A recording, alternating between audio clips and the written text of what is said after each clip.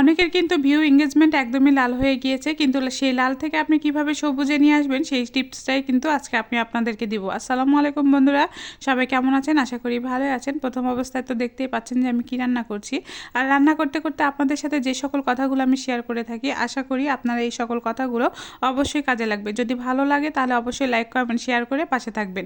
তাই আমি যে কথাটা এখন বলবো সেটা হচ্ছে, আপনারা অনেকে কিন্তু অনেক দুশ্চিন্তা করেন যে আপনার রিচ এঙ্গেজমেন্ট সব কিছু ডাউন হয়ে যাচ্ছে, সাথে কিন্তু লাল চিহ্ন চলে আসছে।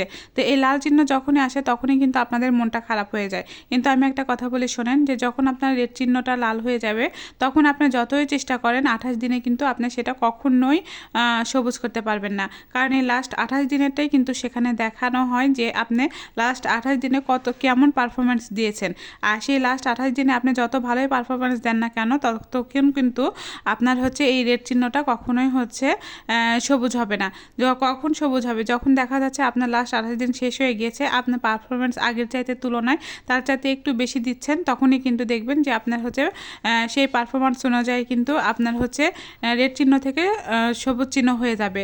এই জন্য বলবো যে হচ্ছে যাদের গ্রিন চিহ্নটা আছে তাদের তো কোনো চিন্তা নাই, তাদের ভিউ এঙ্গেজমেন্ট সব কিছু ঠিক আছে। আর যাদের রেড চিহ্ন আছে তাদের একটাই কথা থাকে যে আপু আমার সব কিছু রেড চিহ্ন হয়ে যাচ্ছে, আস্তে আস্তে সব কিছু ডাউন হয়ে যাচ্ছে, তাহলে আমি এই ডাউনটা কিভাবে তুলবো? আমি বলবো এই যে লাস্ট 28 দিনে যেটা করতেছেন এটা কিন্তু এইভাবেই থাকবে, এটা নিয়ে কোনো টেনশন করবেন না। কিন্তু পরবর্তীতে যখন আপনি কাজ শুরু করবেন তখন কিন্তু ওই লাস্ট 28 দিনের চাইতে আপনাকে আর একটু বেশি পরিমাণে সব কিছু বাড়িয়ে দিতে হবে। আপনার অ্যাক্টিভিটি বাড়িয়ে দিতে হবে, আপনাকে হচ্ছে পোস্ট বাড়িয়ে দিতে হবে, আপনাকে হচ্ছে সব কিছু স্টোরি বাড়াতে হবে, আপনার রিলস ভিডিও বাড়াতে হবে। যদি সপ্তাহে আপনি বড় করে বড় 2টা ভিডিও দেন তাহলেও কিন্তু আপনার সবুজ চিহ্ন চলে আসবে। এই জন্য কিন্তু আপনি কোনো টেনশন করবেন না। আপনি যেভাবে কাজ করছেন সেই একইভাবে কাজ করে যাবেন, তার চাইতে একটু করে একটু পরিমাণ বেশি আপনার কাজটা বাড়িয়ে দিবেন।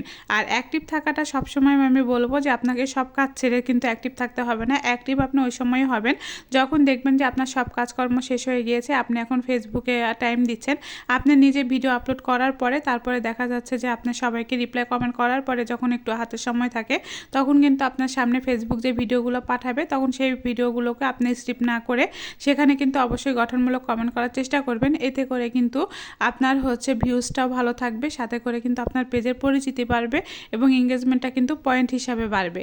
আর এঙ্গেজমেন্ট বাড়ানো কিন্তু আমাদের পেজের জন্য সবচাইতে বড় একটা হচ্ছে কাজ। আপনার যত এঙ্গেজমেন্ট থাকবে তত কিন্তু রিচটা বেশি থাকবে, রিচ যত আপনার হচ্ছে ভিউ বেশি, আবার এঙ্গেজমেন্ট যত তত কিন্তু আপনার পরিচিতি বেশি। দেখবেন যে অনেকের ভিডিওতে কিন্তু কমেন্ট আসে না, কিন্তু ভিউটা অনেক বেশি আসে, এই খেয়ালটা করবেন। তাই আমি বলবো যে যখন কমেন্ট আসবেন আপনি সবসময় চেষ্টা করবেন নিজের কমেন্টে রিপ্লাই দেওয়ার, এবং যার ভিডিওটা আপনি একটু সময় পাচ্ছেন 2 থেকে 4টা বা 5টা আপনি ভিডিও দেখছেন দিনে, তখনও কিন্তু আপনি চেষ্টা করবেন যে তাদের ভিডিওতেও কিন্তু কমেন্ট করবেন এবং হচ্ছে ওদের ভিডিওতে যে রিপ্লাই কমেন্টটা আছে সেই রিপ্লাই কমেন্টও করার চেষ্টা করবেন। এতে করে কিন্তু আপনার ভিডিওটার মানটাও ভালো হবে এবং সবার সামনে পৌঁছাবে, আপনার পেজেরও পরিচিতি বাড়বে। আশা করি কথাটা বুঝতে